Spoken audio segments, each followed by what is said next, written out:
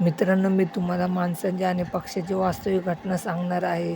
माणसे वाढली, माणसाची प्रगती झाली हे बघून आम्हा पक्ष्यांना खूप आनंद झाला. लहानपणी बाप मुलांच्या हट्टापायी गार्डनला घेऊन जातो. आई मुलांच्या आवडीचे जेवण बनवते, पण तेच मुले मोठे होऊन शिकून अनाथ आश्रममध्ये टाकतात. ते बघून आम्हा पक्ष्यांना खूप वेदना होतात. स्वतःच्या स्वार्थासाठी माणसे झाडे तोडतात. पर्यावरणाची हानी केल्यामुळे फ्रीमध्ये मिळणारा ऑक्सिजन माणसाला हॉस्पिटलच्या व्हेंटिलेटरवर घ्यावा लागतो.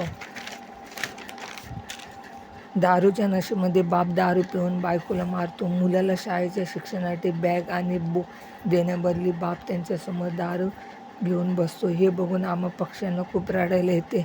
गणपती बाप्पाच्या आगमनाचा जल्लोष करतात.